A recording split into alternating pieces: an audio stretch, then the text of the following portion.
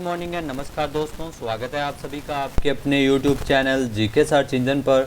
आज है 27 जनवरी और 27 जनवरी से रिलेटेड राजस्थान करंट अफेयर्स के जितने भी इम्पोर्टेंट क्वेश्चन हैं सभी हम इस वीडियो में डिस्कस करने वाले हैं।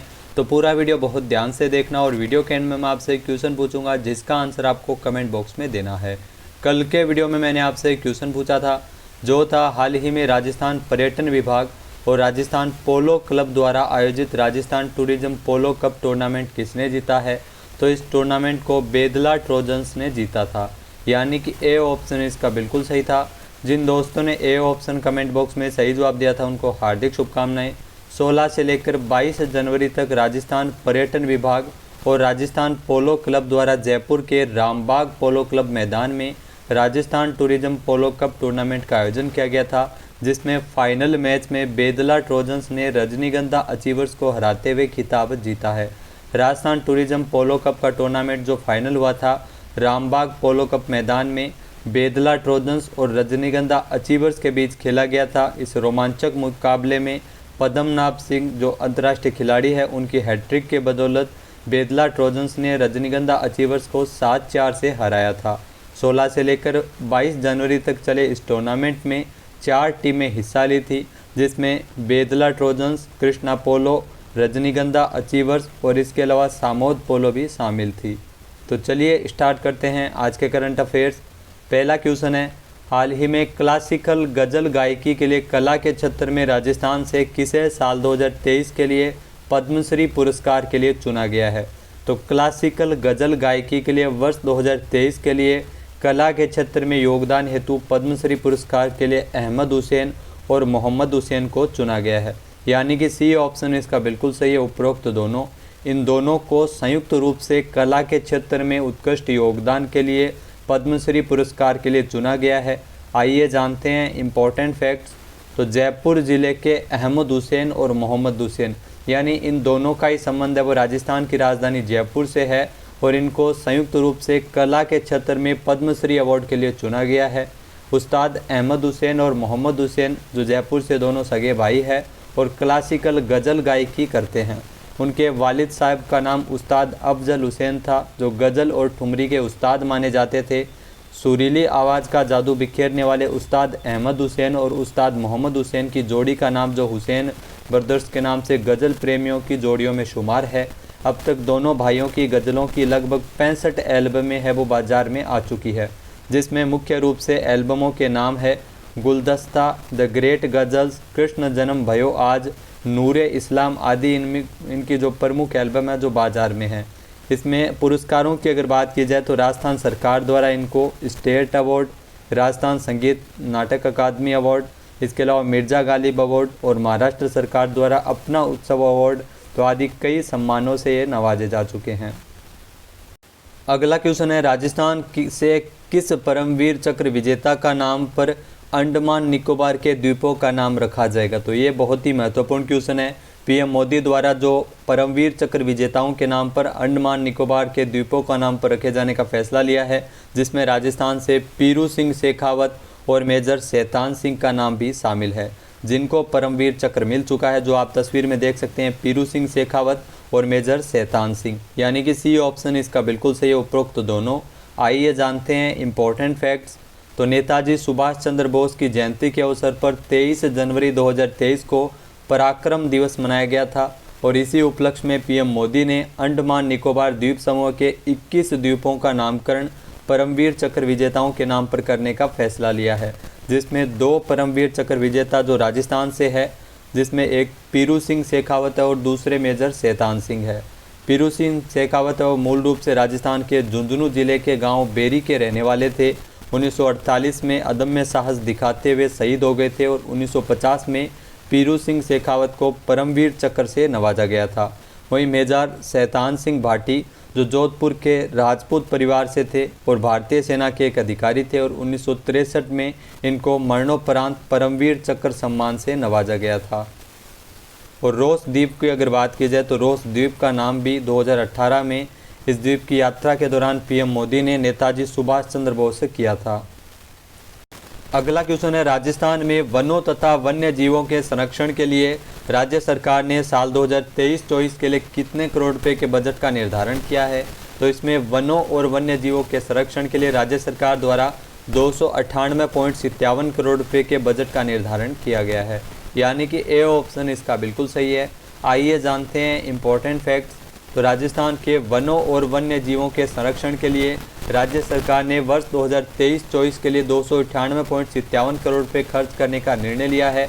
मुख्य सचिव उषा शर्मा की अध्यक्षता में वन विभाग की compensatory afforestation and management and planning authority CAMPA fund के तहत प्रदेश के वन रोपण निधि प्रबंधन जो प्राधिकरण की बैठक में इसके लिए कार्य योजना का अनुमोदन किया गया था। इस अनुमोदित कार्य योजना के अनुसार कैंपा फंड के नियमों के वन और वन्यजीव प्रबंधन तथा इससे संबंधित आधारभूत संरचनाओं का सुदृढ़ीकरण किया जाएगा। और वर्तमान में अगर बात की जाए तो वर्तमान के वित्तीय वर्ष के लिए इस कार्य योजना हेतु 249.19 करोड़ रुपए की कार्य योजना स्वीकृत की गई थी, लेकिन 2023-24 के लिए इसमें 298.57 करोड़ रुपए रखे गए हैं। और कैंपा की जो मुख्य कार्यकारी अधिकारी है वो है शिखा मेहरा। नेक्स्ट है, हाल ही में जारी आंकड़ों के अनुसार वित्त वर्ष 2021-22 में 11.04% जीडीपी विकास दर के साथ राजस्थान पूरे देश में कौन से स्थान पर रहा था? तो ध्यान रखना, राजस्थान का दूसरा स्थान रहा था 11.04% जीडीपी विकास दर के साथ, यानी कि बी ऑप्शन इसका बिल्कुल सही है। आइए जानते हैं इम्पोर्टेंट फैक्ट्स। तो भारत सरकार के द्वारा हाल ही में जारी किए गए आंकड़ों के अनुसार 11.04% जीडीपी विकास दर के साथ राजस्थान है वो पूरे देश में दूसरे स्थान पर रहा है। वित्त वर्ष 2021-22 में आर्थिक विकास दर के मामले में राजस्थान का देश में दूसरा स्थान है। वित्त मंत्रालय द्वारा सभी राज्य सरकारों को भेजी गई स्टेटस ग्रोथ रेट रिपोर्ट में ये बात सामने आई है। साथ ही साथ राजस्थान ने डबल डिजिट यानी 11.04% की विकास दर हासिल की है। पहले स्थान पर है आंध्र प्रदेश, जहां की विकास दर 11.43% है। इस रिपोर्ट के मुताबिक राजस्थान की विकास दर देश के औसत जो विकास दर है उससे तकरीबन 3% ज़्यादा है। भारत की विकास दर है वो 8.7% रिकॉर्ड की गई है। नेक्स्ट है, राजस्थान में शिक्षा के क्षेत्र में विशेष कार्य करने वाले लक्ष्मण सिंह का संबंध किस गांव से है, जिनको वर्ष 2023 के लिए लोक सेवा के क्षेत्र में योगदान हेतु पद्मश्री पुरस्कार के लिए चुना है? तो ये भी क्वेश्चन आपके लिए महत्वपूर्ण है और इनका गांव आपको ज़रूर याद रखना है। जयपुर के पास है लापोड़िया गांव। जी हाँ, जयपुर में लापोड़िया गांव के निवासी है लक्ष्मण सिंह, जिनको शिक्षा के क्षेत्र में योगदान के लिए लोक सेवा के क्षेत्र में पद्मश्री पुरस्कार के लिए चुना गया है, यानी कि सी ऑप्शन इसका बिल्कुल सही है। आइए जानते हैं इम्पोर्टेंट फैक्ट्स। तो लक्ष्मण सिंह का संबंध है वो जयपुर के लापोड़िया गांव से है, जिनको साल 2023 के लिए लोक सेवा के क्षेत्र में पद्मश्री पुरस्कार से नवाजा जाएगा। शिक्षा के क्षेत्र में विशेष कार्य करने वाले लक्ष्मण सिंह खुद 5वीं तक पढ़े हैं और लगभग 40 से 50 स्कूल खोलकर उन्होंने शिक्षा के क्षेत्र में बड़ा योगदान दिया है। इसके बाद राजस्थान में पेयजल के संकट को दूर करने के लिए इन्होंने अपने गाँव में तालाबों का निर्माण भी करवाया था। जयपुर से लगभग 80 किलोमीटर दूर लापोड़िया गाँव में रहने वाले लक्ष्मण सिंह कई लोगों के प्रेरणा स्रोत है, तो इसीलिए इनको साल 2023 के लिए लोक सेवा में पद्मश्री पुरस्कार के लिए चुना गया। तो लापोड़िया गांव में इनका जन्म हुआ था लक्ष्मण सिंह का। और लापोड़िया गांव की अगर बात की जाए तो इन्होंने स्कूल चलाने के लिए अभियान की शुरुआत की थी। जिन गाँव में स्कूल नहीं थे वहाँ लक्ष्मण सिंह ने स्कूल खोले और पढ़े लिखे लोग बारी बारी से इन स्कूलों में पढ़ाना शुरू किया था। इस वर्ष आपको बता दें कि मूलचंद लोढ़ा जो डूंगरपुर से है उनको भी लोक सेवा में पद्मश्री पुरस्कार से नवाजा जाएगा। तो राजस्थान के 4 व्यक्तियों को पद्मश्री पुरस्कार मिला है, जिसमें हुसैन ब्रदर्स को संयुक्त रूप से, इसके अलावा मूलचंद लोढ़ा और लक्ष्मण सिंह शामिल है। नेक्स्ट है, हाल ही में प्रधानमंत्री ग्रामीण आवास योजना में कौन सा जिला राजस्थान में प्रथम स्थान पर रहा है? तो प्रधानमंत्री ग्रामीण आवास योजना के अंतर्गत राजस्थान का झुंझुनू जिला है वो पहले स्थान पर रहा है, यानी कि सी ऑप्शन इसका बिल्कुल सही है।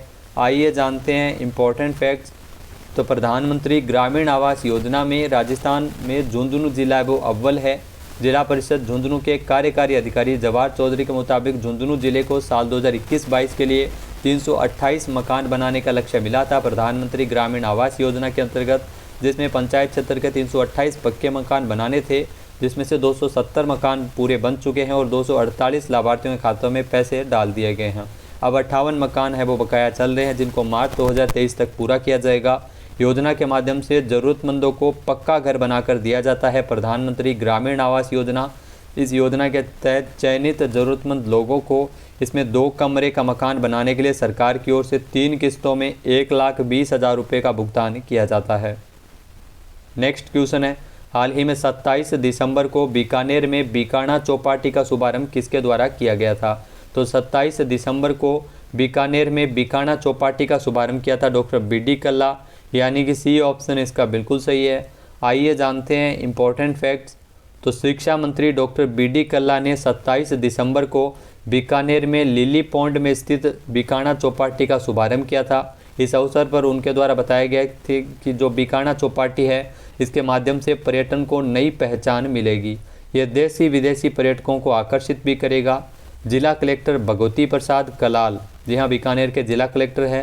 साथ ही साथ उनके द्वारा बताया गया था कि जो नाइट टूरिज्म की संभावनाओं को देखते हुए नाइट टूरिज्म के प्रमुख केंद्र के रूप में इसे विकसित किया जा रहा है, जहां पर पारंपरिक खाद्य पदार्थों को भी इसमें रखा जाएगा और खुले रंगमंच में प्रतिदिन आयोजित कार्यक्रमों के माध्यम से स्थानीय लोक कलाकारों को भी इसके माध्यम से प्रोत्साहन मिल सकेगा। नेक्स्ट है, हाल ही में किस जिले में स्थित दौलतपुरा में लोक देवता अमराजी भगत का पैनोरमा 4 करोड़ रुपए की लागत से बनाया जा रहा है? तो चित्तौड़गढ़ में स्थित है दौलतपुरा, जहां पर जो लोक देवता अमराजी भगत का पैनोरमा है वो 4 करोड़ रुपए की लागत से बनाया जा रहा है, यानी कि ए ऑप्शन इसका बिल्कुल सही है। आइए जानते हैं इंपॉर्टेंट फैक्ट्स। तो चित्तौड़गढ़ जिले की बदेसर तहसील के गांव दौलतपुरा में, जी हाँ, ग्राम पंचायत बागुन में जो लोक देवता अमराजी भगत जो अनगढ़ बाबूजी का पैनोरमा है वो बनाया जा रहा है। अशोक गहलोत ने इसके पैनोरमा के निर्माण के लिए 4 करोड़ रुपए की वित्तीय स्वीकृति भी प्रदान की है। इसमें अमराजी भगत के द्वारा जो किए गए सामाजिक सारोकार से कार्यों को विभिन्न माध्यमों में दर्शाया जाएगा।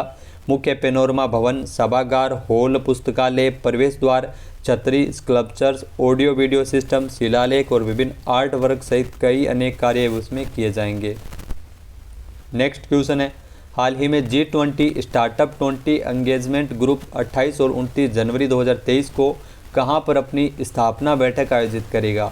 तो हैदराबाद में स्थापना बैठक आयोजित की जाएगी G20 स्टार्टअप तो 20 एंगेजमेंट ग्रुप की 28 और 29 जनवरी को, यानी कि सी ऑप्शन इसका बिल्कुल सही है। आइए जानते हैं इंपॉर्टेंट फैक्ट्स। तो G20 स्टार्टअप 20 एंगेजमेंट ग्रुप जो 28 और 29 जनवरी 2023 को हैदराबाद में, ध्यान रखना, अपनी स्थापना बैठक आयोजित करेगा। यह समूह आने वाले वर्षों के लिए G20 देशों की उद्यमशीलता और नवाचार प्राथमिकताओं पर नीतिगत सिफारिशों के उत्पादक विकास पर चर्चा करेगा। जो समूह G20 सदस्य देशों के स्टार्टअप इकोसिस्टम के बीच जुड़ाव स्थापित करते हुए ज्ञान साझा करेगा। नेक्स्ट है, प्रधानमंत्री राष्ट्रीय बाल पुरस्कार 2023 किसके द्वारा वितरित किए गए थे? तो ये पुरस्कार दिए गए थे राष्ट्रपति द्रौपदी मुर्मू के द्वारा, यानी कि बी ऑप्शन इसका बिल्कुल सही है। 23 जनवरी को राष्ट्रपति द्रौपदी मुर्मू ने प्रधानमंत्री राष्ट्रीय बाल पुरस्कार वितरित किए थे। आइए जानते हैं इंपॉर्टेंट फैक्ट्स। तो राष्ट्रपति द्रौपदी मुर्मू के द्वारा 23 जनवरी को नई दिल्ली के विज्ञान भवन में प्रधानमंत्री राष्ट्रीय बाल पुरस्कार 2023 प्रदान किए थे। कला, संस्कृति, बहादुरी, नवाचार, समाज सेवा, खेल सहित 6 श्रेणियों में असाधारण उपलब्धि के लिए 11 बच्चों को ये पुरस्कार दिए गए थे और प्रत्येक पुरस्कार विजेता को इसमें एक पदक, 1 लाख रुपए का नगद पुरस्कार और प्रमाण पत्र दिया गया था। अब बात कर लेते हैं आज के हमारे क्विज की। तो आज का हमारा क्विज है, सीएम अशोक गहलोत ने 24 जनवरी को मुख्यमंत्री निवास से कितने हाईटेक इंटरसेप्टर वाहनों को हरी झंडी दिखाकर रवाना किया था? एक बार फिर से सुनिएगा।